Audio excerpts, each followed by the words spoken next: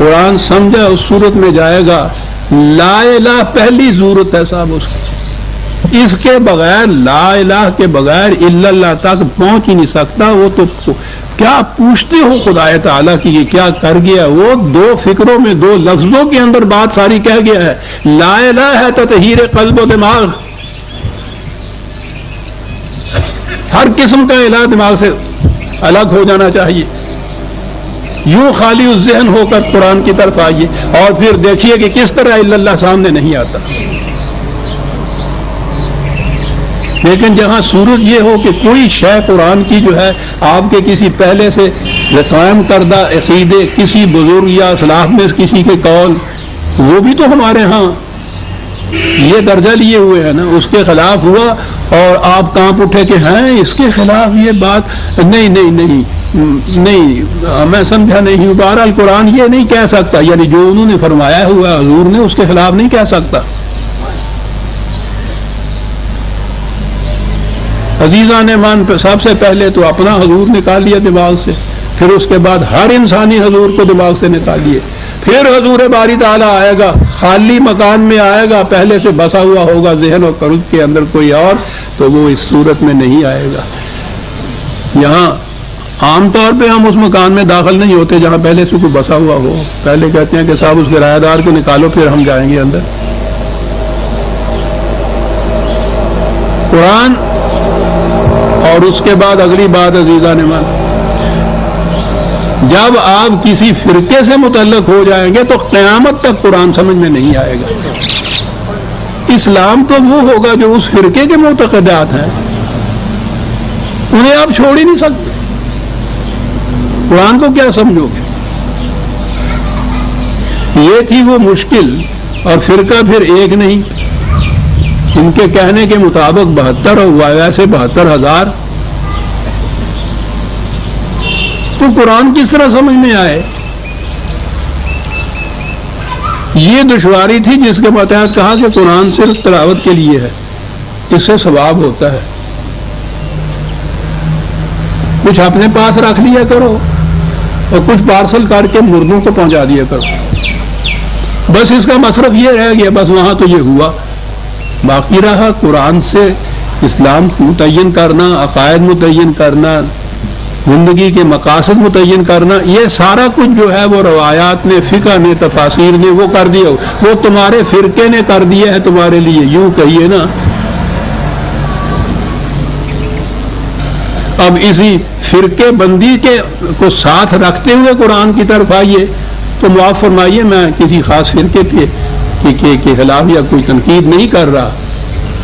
ذہن میں رکھ کے آئیے تو اسی قرآن سے میں چھوٹی سی مثال دیتا ہوں. اسی قرآن سے وضو میں پانی کے پاؤں دھونے کا بھی آپ کو مل جائے گا اگر آپ اس طرح سے سننی ہے، پاؤں پہ مسح کرنے کا بھی مل جائے گا اگر آپ دوسرے فرقے سے متعلق ہیں. اور قرآن کہتا ہے کہ اس کے من جانب اللہ ہونے کی دلیل یہ ہے کہ اس میں متضاد بات نہیں ہے. چھوٹی سی بات ہے، یہ محسوس سی بات ہے کہ پاؤں دھویا جائے یا مسح کیا جائے، دونوں کو قرآن سے یہ مل رہا. کوئی عقیدے کا تضاد نہیں ہے کہ اس میں آپ یہ کہیں کہ نہیں صاحب کچھ یوں تعویل سی کر لیجیے. محسوس چیز ہے، دھونا یا مسح کرنا، چھونا، دونوں کو مل جائے گا. یہ کوئی فرقہ بھی یہ نہیں دعویٰ کرتا کہ میں قرآن کے خلاف عقائد رکھتا ہوں. تو قرآن سے باہر کم از کم 72 قسم کے عقائد مل جاتے ہیں نا. پھر ان کو یہ کیوں مل جاتے ہیں؟ پہلے سے اپنے عقائد و نظریات کو ذہن میں محکم طور پر رکھ کے پھر قرآن کی طرف آتے ہیں. پھر وہ جس طرح سے ملتے ہیں ہم سے پوچھیے جنہوں نے دیکھا ہے کہ یہ کیسے کیسے پھر قرآن کو اپنے ان تصورات کے تابع کیسے لاتے ہیں. ان کے تابع لاتے ہیں قرآن کو. ہنسی آتی ہے عزیزان من، مزہ کا انگیز صورت بعض اوقات، بعض کیا اکثر اوقات ہو جاتی ہے یہ، لیکن عقیدہ ہے انسان کا، وہ اسی کے اوپر جھومتے. قطعاً نہیں سمجھ میں آ سکے گا. عزیزان من یہ سن رکھیے، نہ قرآن سمجھ میں آئے گا، نہ آپ کے ہاں کوئی اسلامی نظام قائم ہوگا جب تک آپ قرآن کی طرف ان تمام تصورات کو الگ کر کے نہیں آئیں گے.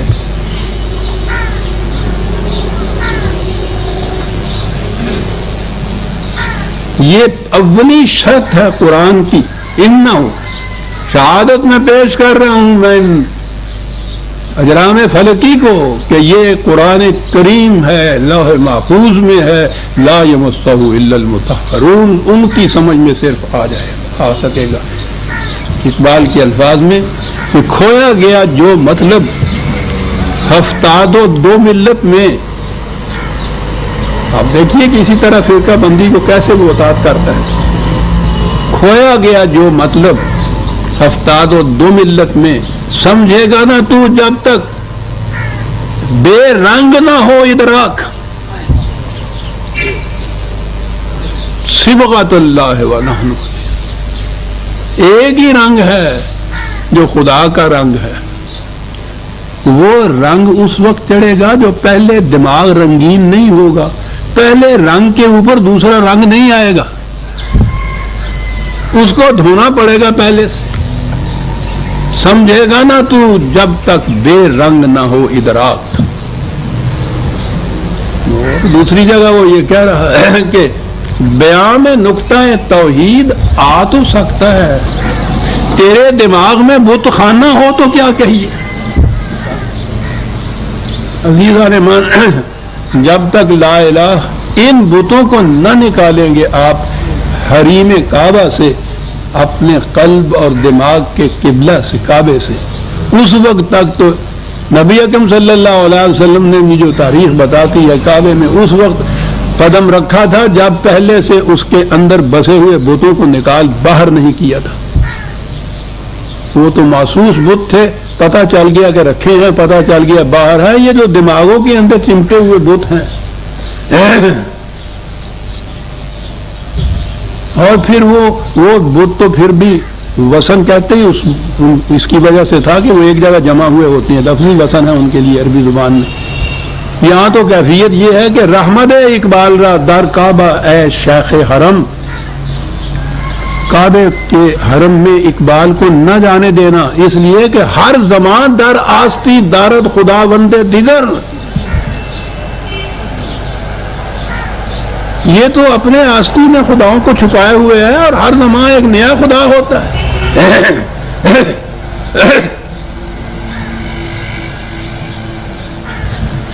می تراشد فکر ما ہر دم خدا بندے دیگر.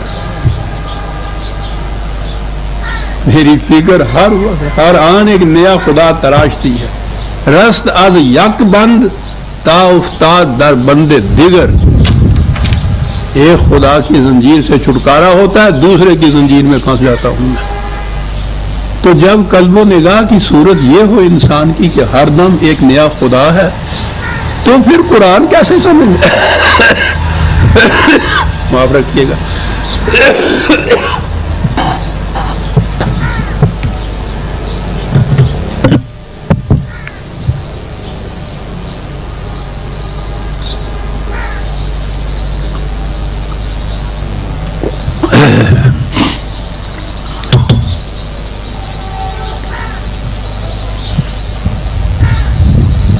کہتے ہیں نا یہ حضرات کہ جی دین بڑا آسان ہے. کیسے؟ لا یمسہ الا المطہرون. بات تو یہ ہے، آپ اندازہ لگائیے یہ کوئی آسان بات ہے. عقیدہ انسان کا عزیز ترین متاع ہوتا ہے، جان دے دیتا ہے، عقیدہ نہیں چھوڑتا. اس قدر دل کی گہرائیوں میں اترا ہوا ہوتا ہے. وَأُشْرِبُوا فِي قُلُوبِهِمُ الْعِجْلَ، قرآن نے کہا بنی اسرائیل کے متعلق کہ تم نے اس گوسالہ جو تھا ان کا معبود، ٹھیک ہے اس کو پیس بھی ڈالا، پھینک بھی دیا، لیکن ان کے تو دل کی گہرائیوں میں اس کی عقیدت اتری ہوئی ہے، اس کو کیسے نکالو گے وہاں سے؟ بڑا مشکل مرحلہ ہے. لیکن لا یمسہ الا المطہرون صاحب اس کے معنی یہ ہے کہ انسان اگر معاف رکھیے گا جنابت وغیرہ میں ہے تو غسل کرے، نہیں تو کم از کم وضو کرے، تو قرآن کے اس حکم کی تکمیل ہوگا. بس یہ وضو کر کے قرآن کی طرف آ جائے تو پھر اس کو مس کرے، اس کو چھوئے. بڑا آسان ہو گیا. اپنے عقائد، اپنے نظریات، اپنے مسالک اپنی جگہ پہ قائم رکھو، وضو کر کے قرآن کو چھو لو، اس کو پڑھ لیجئے، خدا کے حکم کی تکمیل ہو گئی جناب. پھر سمجھے کیا 72 قسم کا قرآن سمجھے نا. پھر عملاً یہ بتایا نا دنیا کو کہ اس میں اتنا تضاد ہے.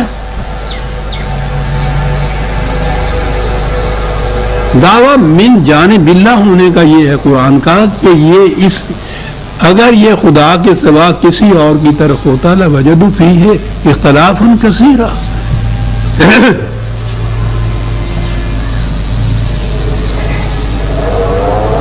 بڑے فخر سے کہا گیا جناب، دیوبند سے یہ چیز آئی تھی، غالباً مولانا دریا بادی نے تفسیر لکھنی شروع کی،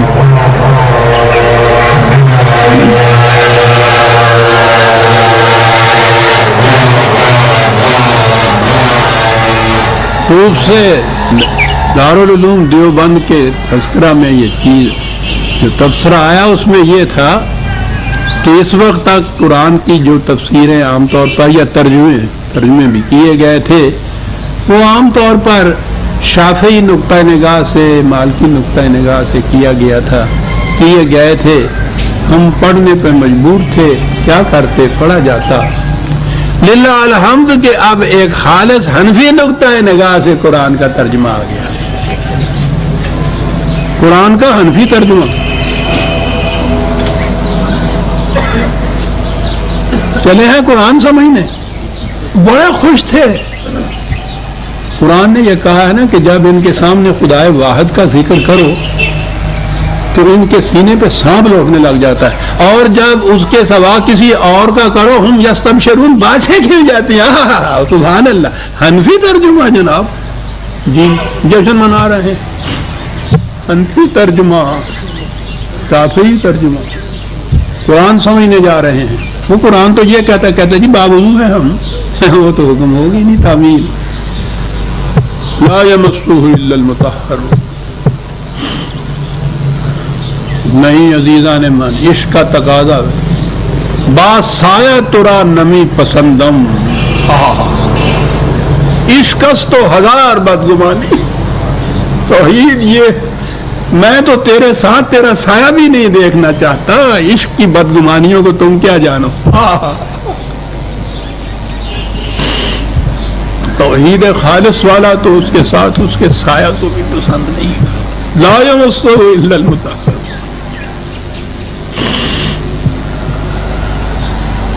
اور یہ سب کیوں ہے ایسا یہ قرآن؟ اس لیے کہ تنزیل من رب العالمین،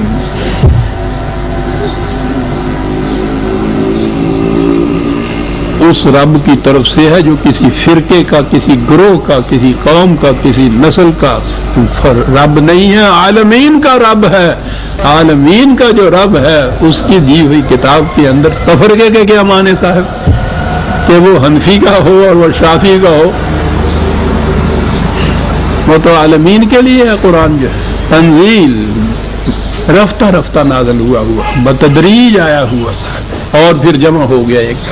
یہ ہے قرآن، فلا اقسم بما هو واقع النجم، میں ستاروں کی گردش کو شہادت میں پیش کرتا ہوں کہ یہ ہے قرآن،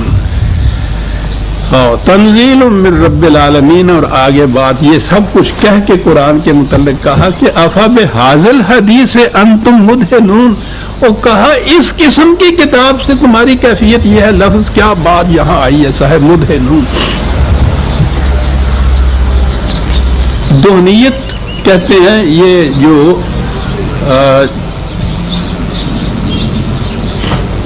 دودھ کے اندر چکناہٹ ہوتی ہے، یا کوئی بھی چکناہٹ جو ہو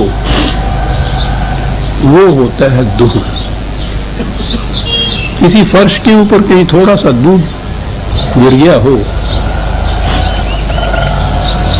اس پہ سے آپ معلوم نہ ہو، اس پہ چل کے دیکھیے وہ جاتا ہے پھسل کے آدمی، چکناہٹ جو ہوتی ہے اس سے پھسلتا ہے انسان۔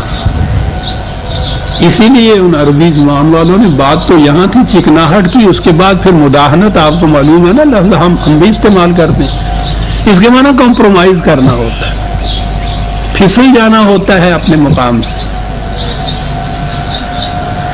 حق کے معنی ہوتے ہیں جو پہاڑ کی طرح اٹل ہو، کسی طرح بھی اپنے مقام سے ادھر ادھر ہٹے نہیں، پھسلے نہیں۔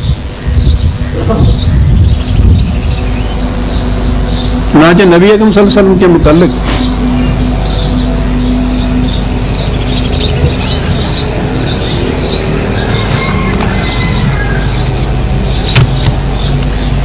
بتایا ہے کہ یہ جو مخالفین سے ان کے ساتھ اس قدر جھگڑے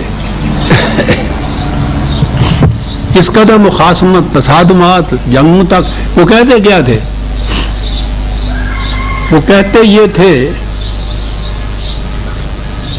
کہ اس قرآن میں کچھ تھوڑی سی تبدیلی کر دو ہماری خاطر تو پھر ہم تمہارے ساتھ ہو جائیں گے، تھوڑا سا کمپرومائز۔ اور حضور کا جواب ہر بار یہ تھا کہ بابا یہ میرے بس کی بات نہیں ہے، یہ کتاب میری نہیں ہے جو اس میں یہ کر دوں، وہ تو کسی اور کی ہے، میں تو صرف پہنچانے والا آیا ہوں۔ اگر چٹھی رسان درمیان میں خیانت شروع کر دے تو چٹھی رسانی کا فریضہ ہی اللہ نہیں دے سکتا، تو میں اس میں کچھ نہیں کر سکتا۔ انہوں نے کہا تھوڑی بہت مفاہمت تو صحیح، ان کا ایک لفظ کی مفاہمت بھی نہیں ہو سکتی، نو کمپرومائز، کوئی مفاہمت نہیں، کوئی نظریہ ضرورت اس کے اندر کام نہیں دے سکتا، اٹل ہے اپنے مقام کے اوپر، پہاڑ کی طرح محکم ہے۔ اسی کے لیے یہ چیز تھی، وہ کہتے تھے ودو لو تدہنو فیدہنون، وہ لفظ میں مداحنت کے معنی پیش کر رہا ہوں قرآن سے، 68/9۔ اس لیے قرآن حضور سے کہا فلا تطع المکذبین، یہ تکذیب کرنے والے یہ کہتے ہیں کہ تو تھوڑا سا اپنے مقام سے پھسل جا، ہٹ جا، ہم اپنے مقام سے ہٹ جائیں گے۔ قرآن نے یہ کہا ہے اور میں بھی اپنی مثال میں بیان کیا کرتا ہوں کہ حق تو وہ ہے جو اپنے مقام پہ اٹل ہے۔ جھگڑا یہ ہو رہا ہے کہ ایک شخص کہہ رہا ہے کہ 2 اور 2 4 ہوتے ہیں، وہ کہتا ہے نہیں غلط کہتے ہو، 2 اور 2 6 ہوتے ہیں۔ اب جھگڑا ہو رہا ہے صاحب، کبھی تو آپس میں ہی ہوتا ہے، کبھی وہ ایک مصالحت کرانے والے آ جاتے ہیں کہ بھائی یہ تو بات غلط ہے، تو تم اپنے اصرار کر رہے ہو اپنے موقف کے اوپر، اس طرح سے تو منہ منگیا تو موت بھی نہیں ملتی ہے گی۔ یہ جھگڑے یوں نہیں نپٹا کرتے، اس میں تو یہ ہے کہ کچھ تم بڑھو کچھ وہ ہٹے اور ایک مقام پہ صلح ہو جائے۔ تم 2 اور 2 4 بھی غلط، 2 اور 2 6 بھی غلط، میں بتاتا ہوں 2 اور 2 5 پہ مان جاؤ۔ قرآن کہتا ہے کہ وہ جو 6 کہہ رہا تھا اس کی تو اس میں بھی جیت ہے، اگر 5 ہو، جو تم 4 کہتے تو تم تو اسی وقت ہار گئے، اور تم تو 4.25 بھی نہیں کہہ سکتے۔ حق پہ کھڑا ہوا جو اپنے مقام کے اوپر محکم ہوتا ہے، یہ ضد نہیں ہوتی، یہ اصول پرستی ہوتی ہے۔ ضد وہ ہوتی ہے کہ دونوں ہی اپنے اپنے مقام پہ باطل ہوں اور جم کے کھڑے ہوئے ہوں۔ اصول پرستی یہ ہوتی ہے کہ ایک محکم اصول جو ہٹ نہ سکے اپنے مقام پہ، جو اس پہ کھڑا ہے، وہ کسی صورت میں بھی اس سے ذرا سا ادھر ادھر نہیں ہٹ سکتا۔ حضور نے فرمایا کہ میں اگر ذرا بھی یہ کروں تو میں تو خدا کے عذاب عظیم سے ڈرتا ہوں۔ یہ الحق ہے، یہ محکم ہے، میں کیسے مفاہمت کر لوں؟ میں نہیں کر سکتا۔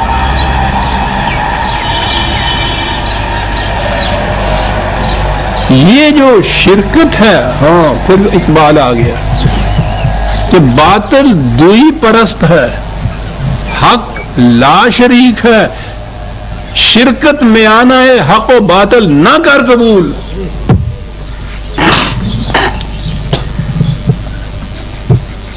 فرقہ بنے گا ہی اس وقت جب آپ حق اور باطل میں شرکت قبول کریں گے،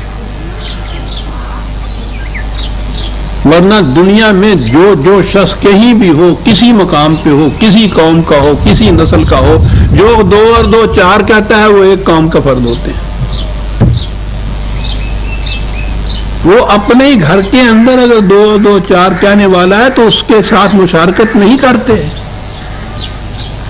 وہ شرکت میں آنا ہے حق و باطل ہو جائے گا، وہ نہیں کریں گے۔ یہ جو شرکت کرنے والے ہیں یہ وہ ہوں گے کہ جن کے ہاں حق ہوگا ہی نہیں، پھر آج اس کے ساتھ شرکت میں آنا ہے، کل اس کے ساتھ کر دیا، کوئی اعتبار ہی نہیں اس کا۔ قرآن نے جو کہا ہے دنیا کو کہ تم اس کو مانو گے تو امین بھی ہے، یہ تمہیں یہ امن دے دے گا۔ آپ سوچئے یہ امن کیا ہے قرآن کی طرف سے، کہ یہ ہے ایک ضابطہ قوانین ہمارا، یہی آئین ہے، یہی قوانین کا ضابطہ ہے، یہی مسلک ہے، یہی مذہب ہے۔ اس کو سمجھ سوچ کر دیکھ لو، پرکھ لو، عقل و بصیرت کی روح سے اس کو دیکھو۔ اگر تمہارا دل ٹھک جائے، سمجھ میں بات آ جائے کہ یہ صحیح ہے، اسے تسلیم کر لو۔ تسلیم کرنے کے بعد تمہیں معلوم ہو جائے گا کہ یہ جسے اسلامی نظام یا اسلامی مملکت کہتے ہیں وہ اس کے مطابق احکام نافذ کرے گی، اس کے مطابق جو تم نے سمجھ لیا ہے۔ اب یہ تو ہو سکتا ہے کہ صاحب اس وقت جو قوانین تم اس میں دے رہے ہو وہ تو ہم نے سمجھ لیے، ہمارے لیے قابل قبول ہیں، تو امن ہوتا ہے نا۔ جو قانون پہلے سے قابل قبول ہو آپ کے لیے، اگر وہ نافذ ہو جائے تو اس میں آپ کو کوئی اضطراب اور کوئی پریشانی نہیں ہوتی، وہ تو آپ نے پہلے سے مانا ہوا ہوتا ہے۔ یہ جو امت مسلمہ ہے اس نے ان قوانین کو پہلے سے مانا ہوا ہوتا ہے، جبھی وہ اس امت کا فرد بنتا ہے۔ تو اس کے مطابق اگر قانون ملتے چلے جائیں تو اس کو اضطراب ہی نہیں ہوگا، لا رہا باقی اس کو کشمکش ہی نہیں ہوگی، اس قانون کے خلاف اس کو کسی قسم کی گرانی نہیں گزرے گی، اس نے پہلے سے تسلیم کیا ہوا ہے انہیں۔ لیکن اگر یہ صورت ہو کہ آج یہ قانون ہے، کل کوئی دوسرا قانون آنا ہے، آپ کو کسی وقت بھی اطمینان قلب نصیب نہیں ہو سکتا کہ پتہ نہیں صاحب کل کو کیا قانون نافذ ہو۔ ٹھیک ہے جی، اس وقت تو ہم سمجھتے ہیں کہ یہ ٹھیک ہی ہے، لیکن اس کا کیا اعتبار ہے کہ کل کو اس کو الٹ ہی دیا جائے، منسوخ کر دیا جائے، اس کی جگہ کوئی دوسرا لے آیا، کبھی اطمینان نصیب نہیں آپ کو ہو سکتا۔ اگر یہ ہو کہ جو لاز آج ہم قابل اطمینان سمجھتے ہیں ان میں جس وقت جی جائے تبدیلی ہو جائے، کبھی آپ کو اطمینان نصیب نہیں ہو سکتا۔ اگر یہ یقین ہو کہ جو تم نے آج مانا ہے ابدالآباد تک اس میں کبھی تبدیلی نہیں ہوگی، لا تبدیل لکلمات اللہ، صحیح اطمینان اور امن نصیب ہوتا ہے، اور جسے امن نصیب ہوتا ہے مومن ہوتا ہی وہ ہے، اس کے تو مادہ ہی امن ہے مومن کا۔ تو جب بھی اطمینان اور گیا آپ کے دل سے، مومن ہونا ختم ہو گیا، کیونکہ امن نہیں رہا۔ اور امن کی یہی صورت ہے کہ وہ اٹل اپنے مقام پہ ہو، لا تبدیل، کہ نہیں کبھی نہیں بدلا جائے گا۔ عزیزان مان، قرآن نے تو اس امن کی، یا خدا نے تو اس امن کی گارنٹی اس حد تک دی کہ یہ تو ہو سکتا تھا کوئی کہہ دے کہ ہاں صاحب اس کے بعد کوئی انسان اس میں تبدیلی نہیں کر سکتا۔ یہ تو ہو سکتا ہے نا کہ خدا ہی کوئی تبدیلی کر دے، بعد اس کے کوئی رسول ایسا پھر آ جائے جو اس میں تبدیلی کرے۔ خدا نے کہا کہ ہم نے نبوت کو ختم کر دیا، واہ واہ، نہ کوئی رسول آئے گا نہ تبدیلی ہوگی اس کے اندر، وہ اتنا بڑا امن قیامت تک کے لیے دے دیا۔ اللہ اکبر، اللہ اکبر، اللہ اکبر۔ کتاب دے دی مکمل غیر متبدل، گارنٹی دے دی کہ ہم نہیں کریں گے، یہاں تک کہہ دیا کہ بھروسہ رکھو، کوئی آنے والا آ کے بھی یہ نہیں تم سے کہے گا کہ یہ تبدیل ہو گیا ہے۔ کیوں ہوا نہیں اطمینان نصیب نا آپ کو، ہوئے نا مومن، آپ امن ہوا نا آپ کو نصیب۔ اس لیے افا بحاظل حدیث ہم تم بدل، وہ اس قسم کی کتاب کے متعلق تم کہتے ہو کہ کمپرومائز یا مفاہمت کر لی جائے، یہاں سے کہتے ہو کہ تھوڑا سا پھسل جائے۔ عزیزان ایمان، ذرا توجہ سے سنیے گا اگر لفظ کہ یہ سارا کچھ تم کیوں چاہتے ہو ایسا کرنا، کیوں اس کا مطالبہ کرتے ہو، کیوں یہ روش اختیار کرتے ہو، کاہے کے لیے یہ کرتے ہو؟ وَتَجْعَلُونَ رِزْقَكُمْ، روٹی کمانے کا ذریعہ بنا لیا ہوا تم نے اس کو۔ بڑی دکھتی ہوئی رگ پکڑی گئی، سارا دھندا یہ معاش کا ہے۔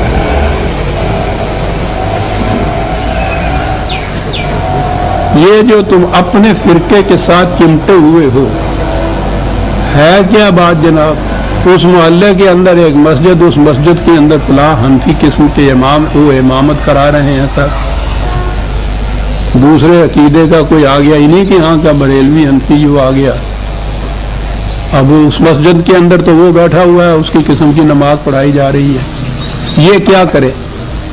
تعلیم یہ دی جاتی ہے 9-10 سال عزیزان مان ان طالب علموں کے ان دارالعلوموں کے اندر بسر ہو جاتے ہیں، 9-10 سال۔ اس کے بعد جب یہ باہر نکلتے ہیں تو یہ تو چھوڑیے کہ دین کا وہ ہوتا ہے یا نہیں، کیونکہ قرآن تو اس نصاب میں ہے نہیں نا۔ ایک وقت کی روٹی کمانے کا بھی ڈھنگ نہیں آتا کسی کو۔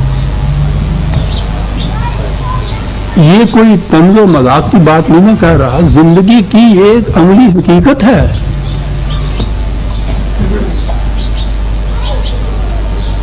کیا کہے گا یہ؟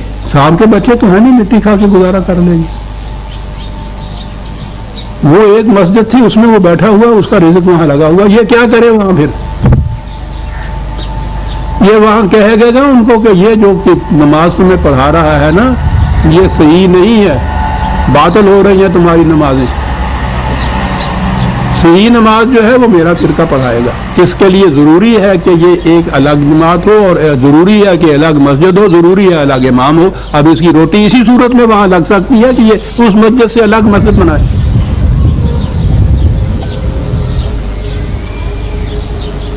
آپ نے کبھی غور کیا کہ جب پاکستان بنا ہے تو اس خطے کے اندر اتنا ہی جو اب پاکستان ہے، اس میں کتنی مساجد، کتنے دارالعلوم، کتنے مکاتب تھے؟ ذرا گن کے دیکھو تو، اور آج ذرا دیکھو تو صحیح، گن رہنے کے اتنے گھر نہیں جتنی یہ مسجد مکتب بن گیا۔ کیوں؟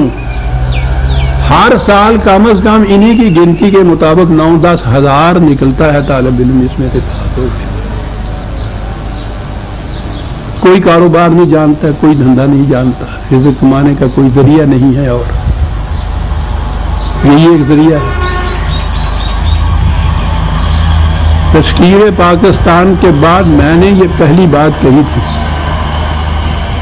کہ جتنے ہم لوگ وہاں سے پناہ گزین جن کو کہا کرتے تھے، وہاں سے یورش کر کے ادھر آئے ہیں، ہجوم کر کے جو آئے ہیں، یہاں ایسے ایسے وسائل موجود ہیں کہ ان کو دے دیے جائیں گے تو کچھ دقتیں تو ہوگی، لیکن تھوڑے سے وقت کے بعد یہ محنت مشقت کر کے اپنی اپنی جگہ یہ پاؤں ٹکا لیں گے، ان کی روٹی کا انتظام ہو جائے گا۔ میں نے کہا تھا ایک گروہ ایسا ہے جس کے لیے یہ ممکن نہیں، اور وہ ہے یہ علماء حضرات کا گروہ۔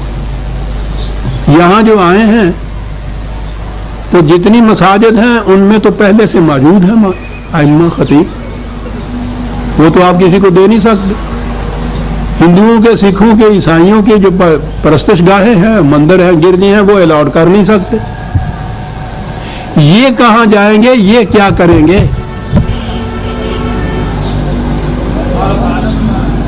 میں نے یہ تجویز کی تھی کہ ان کے لیے باعزت روٹی کا انتظام کیجیے، اور آئندہ کے لیے نجی طور پر یہ جو کچھ بن کے نکلتے ہیں اس کو ختم کر دیجیے، ورنہ مستقل مصیبت رہے گی اقتصادی طور پہ بھی آپ کے ہاں، اور اقتصادی نہیں ہوگی، یہ سیاسی مشکل ہوگی۔ میں نے یہ آگے یہاں یہ چیز کہی تھی، کون سنتا ہے؟ آج اندازہ لگا لیجئے، سب سے بڑی پرابلم یہ ہے آپ کے ہاں۔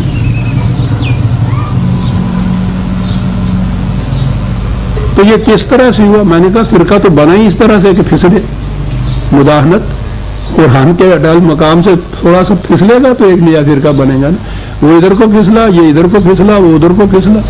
مدہنون وَتَجْعَلُونَ رِزْقَكُمْ، کہتا ہے کہ قرآن کو ذریعہ رزق بنا رہے ہو اور اس میں مداہنت برت کے پھر یہ ان چیزوں کو کر رہے ہو، یہ چیز ایمان نہیں۔ انکم تکذبون، زبان سے مان رہے ہو، عملاً جھٹلا رہے ہو قرآن کو۔ قرآن کو ماننے کے مدعی اگر مختلف فرقوں میں بٹے ہوئے ہیں عزیزان ایمان، اس سے بڑی تکذیب نہیں قرآن کی، وہ فرقے کو شرک قرار دیتا ہے۔ آپ کہتے ہیں کہ یہ ہر فرقہ قرآن کے مطابق ہے، اس سے بڑی تکذیب اور کیا ہو سکتی ہے؟ قرآن اس کو بھی تائید کرتا ہے، اس کی بھی تائید کرتا ہے، اس کو بھی دلال دیتا ہے، اس کو بھی دلال دیتا ہے، نچا رہا ہے ان کو، تو کہنے لگے یہ قرآن ہے۔ کہا قرآن کی تکذیب ہے یہ جو تم کر رہے ہو، ستاروں کی دنیا میں یہ تکذیب نہیں تم پاؤ گے۔ قسم ہے مجھے ان ستاروں کے آسمان کی، اس میں یہ تکذیب نہیں، اس لیے کہ وہاں مداہنت نہیں ہے، وہاں فرقے نہیں ہیں، انہوں نے اس کو ذریعہ معاش نہیں بنانا۔ انتم تکذبون، آیتیں تو چاندی ہیں لیکن نہیں، بہرحال وقت ہو گیا۔ اگلی بات یہ تھی، اب کہنے کی بات یہ تھی نا کہ صاحب نہیں، غلط ہے، ہم کسی قانون کے تابع نہیں رہنا چاہتے، ہم اپنا قانون آپ بناتے ہیں، کسی قانون کا محکوم رہنا، کسی کا فرما بردار رہنا ہم نہیں کہتے ہیں کہ یہ جو کچھ کرتے ہیں نا من مانی، عملاً وہ یہی کہتے ہیں کہ ہم خدا کے قانون کے تابع نہیں ہیں، نہیں رہنا چاہتے، زبانی کہتے ہیں عملاً نہیں رہتے، کہتے ہیں کہ یہ صورت ہے نا، کہتا ہو جو تم یہ دعویٰ کر رہے ہو کہ ہم کسی خدا کے قانون کے تابع نہیں رہ رہے، ہم نہیں مانتے، کہا ذرا آؤ ہم تمہیں بتائیں گے مانتے ہو کہ نہیں مانتے۔ اور یہ جو اگلی آیت میں بتایا ہے وہ بڑی عجیب چیز ہے، اسے ہم آئندہ درس میں لیں گے۔